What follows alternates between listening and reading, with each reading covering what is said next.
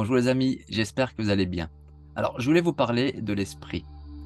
On ne parle pas assez souvent de l'esprit dans les séances énergétiques ou même dans les consultations médiumniques, mais l'esprit agit constamment.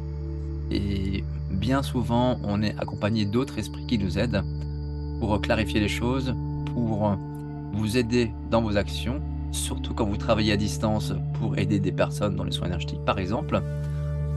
Vous avez tendance peut-être à croire que c'est que vous qui agissez, mais c'est pas forcément le cas. Bien souvent, vous êtes épaulé et aidé des êtres qui veulent simplement vous aider à aider cette personne-là. Donc vous n'êtes pas forcément conscient, mais ils seront bien présents et vous aident à agir, à produire des fois des miracles, à produire des choses extraordinaires. Donc il faut prendre en compte que ces esprits-là vous aident, tout comme votre esprit va agir pour aider cette personne-là.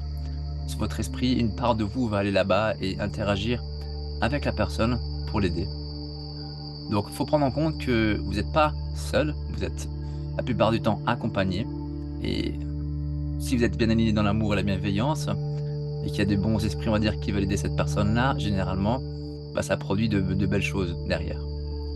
Donc, soyez conscient de l'agissement de l'esprit sur les séances énergétiques, mais pas que. Par exemple, pour les séances de consultation médiumnique, c'est le même principe. Vous avez des défunts qui viennent donner des réponses. Parfois, ce sont d'autres esprits qui viennent, donc c'est pas forcément des défunts, mais ça peut être des guides, ça peut être d'autres êtres qui viennent en fait simplement vous transmettre des informations pour ces personnes-là. Donc vous êtes en fait entre deux mondes, on va dire, entre le plan terrestre et le plan de l'au-delà, dans lequel vous allez rechercher des informations.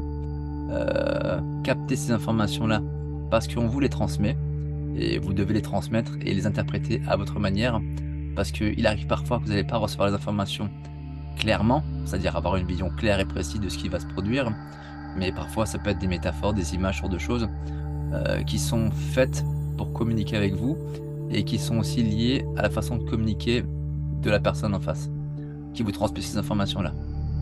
Donc, comme dit, ça peut être un esprit, un défunt, ça peut être une entité, dans le sens, quand je parle d'entité, ça peut être un guide, ça peut être un autre être, et qui n'est pas forcément lié au plan terrestre.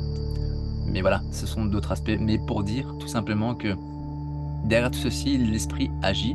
S'il n'y a pas une action de l'esprit, c'est-à-dire une partie de vous-même en tant qu'esprit, et d'autres interactions avec d'autres esprits ou d'autres choses, vous allez probablement rien recevoir parce qu'il n'y a peut-être pas d'informations à trouver, il n'y a peut-être pas d'informations à recevoir à ce moment-là, et c'est pour ça que parfois il n'y a pas d'informations qui sont transmises, ou très peu, parce qu'il n'y a personne qui est présent pour transmettre ces informations-là. Donc le travail que vous allez effectuer est bien souvent accompagné d'esprits, et même si vous n'en êtes pas conscient, ils sont constamment là pour vous aider et vous épauler.